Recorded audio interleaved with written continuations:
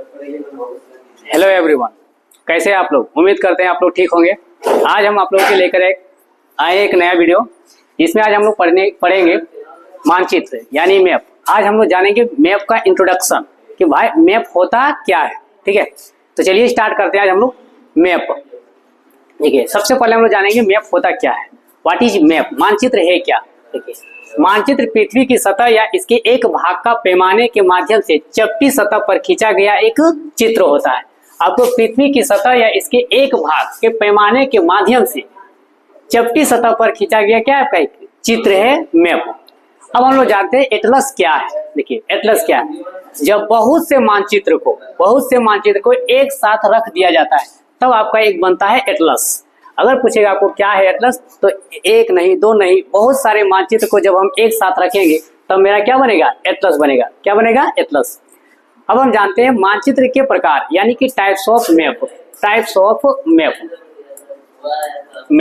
यानी मानचित्र होते कितने प्रकार के हैं। तो मानचित्र जनरली तीन टाइप के होते हैं, तीन प्रकार के होते हैं। एक होता है आपका फिजिकल मैप यानी कि भौतिक मानचित्र, एक होता है आपका राजनीतिक मानचित्र, एक होता है आपका थीमेटिक मानचित्र।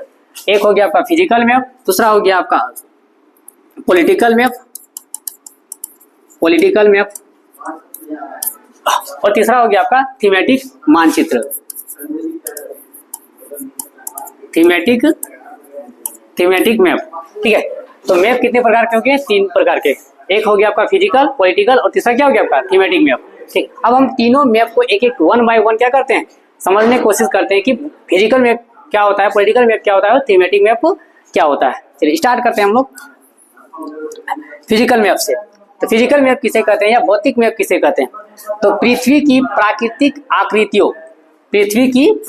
आकृतियों नेचुरल जो उसका आकृति होता है, जैसे कि पर्वत, पठार, मैदान, नदी, महासागर इत्यादि को दर्शाने वाले मानचित्र को क्या कहा जाता है, भौतिक मानचित्र या उच्चावच मानचित्र कहते हैं। तो जितने भी हमारे वैसे मैप जिसमें पठार, पर्वत, मैदान, नदी, महासागर इन सारी चीजों को दिखाया जा रहा है, तो आपको समझ जाना है कि वो मैप कैसा मैप है, एक आपका फिजिकल मैप है। समझ में आ गया। चलिए दूसरा मैप हम लोग समझते हैं, राजनीतिक मैप यानी कि पॉलिटिकल मैप। तो पॉलिटिकल मैप किसे कहते हैं, तो जैसे कि राज्यों, नगरों, शहरों तथा गांवों और विश्व के विभिन्न देशों व राज्यों तथा उनकी सीमाओं को दर्शाने वाले मानचित्र को क्या कहते हैं हम लोग, पॉलिटिकल मैप यानी कि राजनीतिक मैप कहते हैं। समझ। तो आपको कभी भी कोई मानचित्र मिल गया, मैप मिल गया, जिसमें आपका राज्य, नगर, शहर तथा गांव या विश्व के कोई भी देश या राज्य का सीमा को दिखाया गया है, तो आपको ये समझना है कि ये जो मैप है कैसा मैप है, पॉलिटिकल मैप यानी राजनीतिक मैप है। ठीक है, थर्ड मैप जो है आपका वो थीमेटिक मैप है। कौन सा मैप है, थीमेटिक मैप। देखिए ये कैसा मैप होता है थीमेटिक मैप, तो कुछ मानचित्र विशेष जानकारियां प्रदान करते हैं, जैसे सड़क मानचित्र, वर्षा मानचित्र, वन या इत्यादि आदि के वितरण वाले मानचित्र इत्यादि। ऐसे अगर कोई मानचित्र जो इन सारी चीजों को दर्शा रहा है, तो आपको समझना है कि ये कैसा मानचित्र है, वो आपका एक थीमेटिक मानचित्र है। कैसा मानचित्र है, थीमेटिक मानचित्र यानी थीमेटिक मैप है। ठीक है, तो उम्मीद करते हैं आप लोग समझ में आया होगा कि ये मैप कितने टाइप्स के होते हैं और कौन कौन से होते हैं और वो कैसे, कौन सा मैप कैसा होता है या क्या होता है। ठीक है, अब नेक्स्ट हम लोग जानते हैं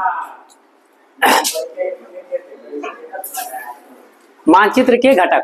मानचित्र के कौन कौन से घटक है यानी कि कंपोनेंट ऑफ मैप हम लोग जानते हैं कि कौन कौन से है।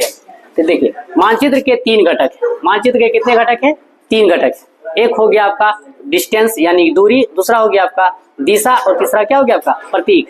तो एक हो गया आपका डिस्टेंस, दूसरा हो गया आपका डायरेक्शन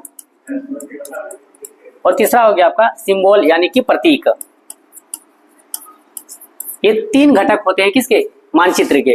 ठीक है, तो मानचित्र के घटक समझ में आ गया। तो मानचित्र के घटक कितने हो गए, तीन। एक हो गया आपका दूरी, दूसरा हो गया आपका दिशा, तीसरा हो गया आपका क्या, प्रतीक। ठीक, अब समझते हैं खाका क्या होता है। खाका किसे कहते हैं, तो एक छोटे क्षेत्र का बड़े पैमाने पर खींचा गया रेखाचित्र क्या कहलाता है आपका, खाका कहलाता है। क्या कहलाता है, खाका। तो एक छोटे क्षेत्र का, एक कोई भी एक छोटा क्षेत्र है जिसको हम बड़े पैमाने पर क्या करेंगे, दर्शाएंगे, उसका रेखा चित्र खींचेंगे तो वही क्या कहलाएगा आपका, वही आपका कहलाएगा खाका, वही कहलाएगा क्या आपका खाका। ठीक है, उम्मीद करते हैं आपको ये क्लास अच्छा लगा होगा। अगर अच्छा लगा होगा तो आप हमारे चैनल लक्ष्य एकेडमी को लाइक एंड सब्सक्राइब करें। Thank you.